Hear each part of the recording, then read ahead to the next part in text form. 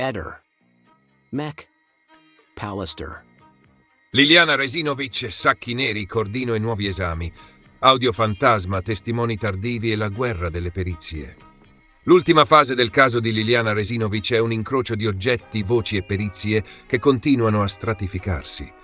Da una parte ci sono i sacchi neri, diventati il simbolo stesso del mistero. Dall'altra il cordino con cui la donna è stata legata, indicato come il vero punto che fa a pezzi l'ipotesi del suicidio. In mezzo un file audio che l'unico indagato cerca di consegnare in questura, nuove interviste televisive, dichiarazioni di avvocati e consulenti e una famiglia che chiede di smettere di inseguire suggestioni e di concentrarsi una volta per tutte sui reperti davvero decisivi. Tutto parte da un episodio che per anni è rimasto nel cassetto. L'ex titolare della pizzeria Delfino in via Nordio, Alfonso Buonocore, racconta di aver ricevuto, settimane prima della scomparsa, una richiesta molto particolare da parte di Liliana. Secondo la sua versione, la donna si sarebbe presentata da lui per chiedere 2 grossi sacchi neri, non un semplice pacco di sacchetti qualunque, ma sacchi capienti e robusti. E soprattutto, sempre secondo il testimone, Liliana gli avrebbe chiesto di non parlarne con nessuno, nemmeno con il marito. Questa frase, alla luce di quanto accadrà dopo, pesa enormemente. Il 5 gennaio 2022 il corpo di Liliana viene trovato nel boschetto dell'ex ospedale psichiatrico San Giovanni a Trieste, avvolto in 2 grandi sacchi neri e con la testa inserita in 2 sacchetti più piccoli, stretti da un cordino. Viene inizialmente ipotizzato un gesto volontario. La procura chiede l'archiviazione per suicidio. La famiglia si oppone. Oggi il fascicolo è formalmente per omicidio con un unico indagato, il marito Sebastiano Visintin, che continua a proclamarsi innocente. Secondo il racconto ricostruito dalle cronache, qualche giorno fa Buonocore si presenta a casa di Sebastiano. Suona il campanello ed esordisce con una frase che già da sola basterebbe a gelare chiunque. Dice che deve raccontargli qualcosa di importante su sua moglie. In quella conversazione, avvenuta in casa, Buonocore racconta al marito di Liliana l'episodio dei sacchi neri. Dice di essere stato lui a consegnare quei 2 sacchi alla donna su sua richiesta e ribadisce che lei gli avrebbe chiesto di mantenere il segreto. Visintin, colto di sorpresa da una rivelazione che arriva a quasi 4 anni dai fatti, decide di registrare tutto con il proprio cellulare. Da lì si arriva alla scena in questura. All'uscita dagli uffici, i giornalisti lo avvicinano. Sebastiano, unico indagato per l'omicidio della moglie, si definisce infreddolito, ferito e confuso. È appena stato dentro per cercare di consegnare quella registrazione, il file che contiene le parole dell'ex pizzaiolo. Il paradosso è che, nonostante il clamore mediatico, l'audio non risulta ancora formalmente acquisito dall'autorità giudiziaria. Esiste, viene citato dai giornali e rilanciato sui social, ma nel fascicolo al momento non viene certificato un ingresso ufficiale con relativa perizia fonica. La procura, interpellata, mantiene il profilo più basso possibile. Nessun commento, se non la formula di rito secondo cui è in corso un'indagine e non si può dire nulla. Nessun dettaglio su tempi, modalità di acquisizione del file, eventuali accertamenti già disposti. Il risultato è un silenzio istituzionale proprio su un elemento che, almeno sul piano narrativo, sembra esplosivo. Nel frattempo, sull'altro fronte, Buonocore, contattato dai cronisti, sceglie la chiusura totale. A chi gli chiede ulteriori chiarimenti, risponde che non ha nulla da dire e chiede di essere lasciato in pace. È un copione già visto nel caso Resinovic. Testimoni che si accendono all'improvviso, fanno emergere dettagli rimasti in ombra per anni, poi si rinchiudono dietro un non voglio parlare, mentre le loro parole rimbalzano sulle prime pagine. A prendere posizione è anche l'avvocata Federica Obizzi, che rappresenta la famiglia di Liliana. Chiede più rispetto per le autorità e fa notare un pattern preciso. È la 3ª volta che dichiarazioni spontanee di questo peso vengono registrate e diffuse dai media prima che dagli inquirenti. Ricorda il caso del tecnico dell'obitorio che solo nel maggio di quest'anno ha dichiarato di aver rotto lui la vertebra T2 del corpo della donna durante l'autopsia, e ora il filone dei sacchi neri. Una sequenza di rivelazioni tardive che, agli occhi della famiglia, mina la percezione di ordine e linearità delle indagini. Il fratello di Liliana, Sergio, in questa fase preferisce non esporsi. Ai cronisti dice di non avere nulla da dichiarare, aggiunge che non crede più a niente e chiede di essere lasciato in pace. È un atteggiamento che riflette una stanchezza comprensibile, dopo anni in cui ogni nuovo tassello viene presentato come potenzialmente risolutivo e poi si perde nel labirinto di perizie, memorie e scontri tra consulenti. Sul piano strettamente tecnico, però, la parte civile sposta l'attenzione altrove. Nicodemo Gentile, legale di Sergio Resinovic, è chiarissimo. Il problema che rende insostenibile l'ipotesi del suicidio non sono i sacchi neri, anche perché quei sacchi risultano privi di qualsiasi impronta riconducibile a Liliana, ma il cordino. È quel cordino, usato per stringere i sacchetti intorno alla testa e inserito nel sistema di legature che immobilizzano il corpo, a essere definito reperto cruciale, mai spiegato in modo convincente. Gentile ricorda anche che è stato lo stesso dottor Barisani, medico legale e consulente della difesa di Visintin, a mettere per primo nero su bianco che Liliana è stata picchiata prima di morire. Questo fatto sposta già il baricentro fuori dalla narrazione del gesto volontario. Non si tratta più solo di capire se una persona depressa possa essersi tolta la vita, ma di integrare nel quadro lesioni compatibili con un'aggressione. Per il legale di Sergio, l'opinione pubblica rischia di farsi ipnotizzare da dettagli suggestivi, come la storia dei sacchi, del pizzaiolo e del carabiniere fantasma, perdendo di vista ciò che davvero disarticola il suicidio. La messa in scena costruita sul corpo di Liliana, le modalità di legatura, il cordino, il luogo del ritrovamento.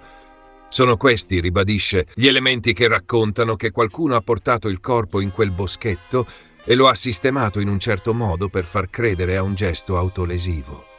Già nei giorni scorsi lo stesso Gentile aveva dichiarato che la verità e il nome dell'assassino sarebbero già nelle carte e che serve solo la determinazione per valorizzare fino in fondo alcuni reperti chiave. In questo elenco inserisce proprio il cordino e i video girati con la GoPro il 14 dicembre, su cui in passato erano stati sollevati dubbi di completezza e continuità.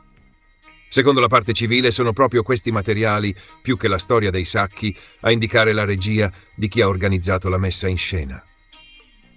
A complicare e arricchire il quadro interviene ora anche la voce di Marina Baldi, genetista forense e consulente della nipote di Liliana, Veronica. In una recente intervista Baldi dice apertamente di non credere al suicidio e ripercorre la storia delle perizie sul caso. Da un lato c'era la prima perizia che concludeva per il gesto volontario, dall'altro la seconda, firmata dall'anatomopatologa Cristina Cattaneo, che ha individuato elementi compatibili con l'intervento di terzi. Baldi spiega di non essere mai stata convinta della prima perizia, perché già allora vedeva troppi segni deponenti per un omicidio. Dice di condividere le conclusioni di fondo della Cattaneo, pur mantenendo qualche riserva sulla parte più discussa, cioè la conservazione del corpo. Il cadavere di Liliana, trovato 22 giorni dopo la scomparsa, non presentava il grado di deterioramento che ci si aspetterebbe da un corpo rimasto all'aperto per tutto quel tempo. Nessun morso di animali e condizioni del tessuto corporeo particolari.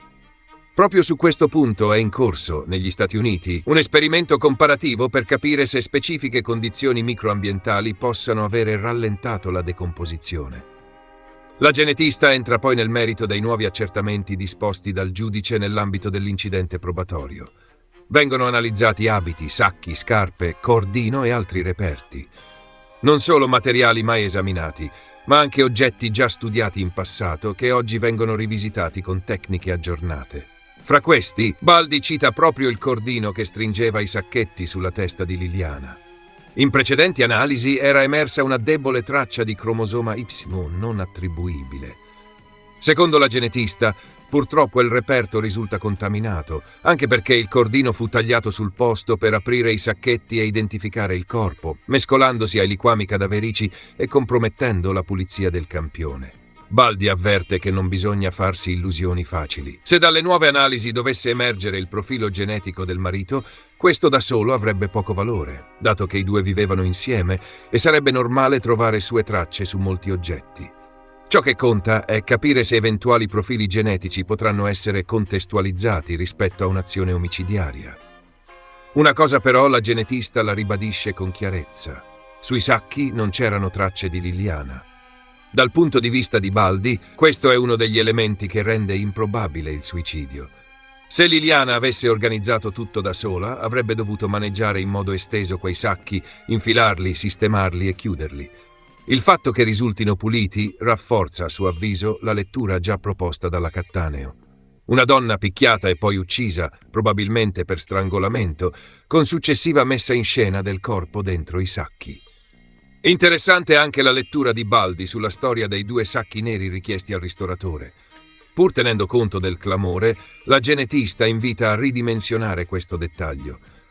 Ricorda che tutti compriamo sacchi per l'immondizia e che non si può automaticamente trasformare questa spesa in un indizio di colpevolezza o di premeditazione. Dice che è assurdo pensare che da sola questa circostanza possa implicare altro e che su queste cose serve serietà. In altre parole, la vera sostanza probatoria non sta tanto nella suggestione narrativa dei sacchi chiesti qualche settimana prima, quanto nelle analisi scientifiche sui reperti e nella coerenza complessiva della messa in scena. Sul possibile movente e contesto del delitto, Baldi condivide l'idea di Gentile di un delitto di prossimità, un omicidio legato a motivazioni forti, interne alla sfera delle relazioni della vittima.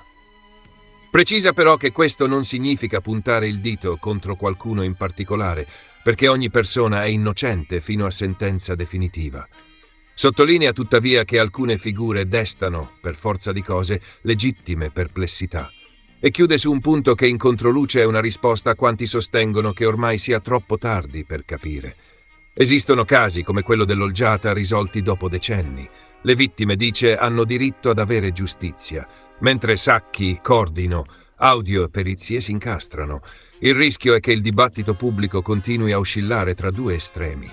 Da un lato l'ossessione per il dettaglio narrativamente più forte, come il pizzaiolo che parla dopo anni, l'audio esclusivo e il mistero dei sacchi richiesti in vita. Dall'altro il tecnicismo quasi inaccessibile delle analisi medico-legali e genetiche. Nel mezzo, un dato semplice. Il corpo di Liliana è stato trovato in una posizione e in una condizione che molti esperti non riescono a conciliare con un suicidio. Il cordino e l'assenza di tracce della vittima sui sacchi, più delle frasi tardive dei testimoni, restano i punti che tagliano in 2 la storia. Che questo mosaico porti davvero a una verità processuale chiara dipenderà da come verranno usati questi elementi.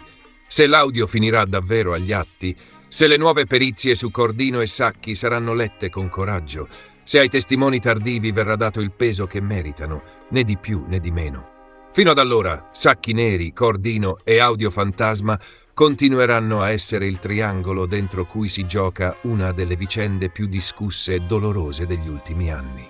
Ehi, non dimenticare di iscriverti a questo canale.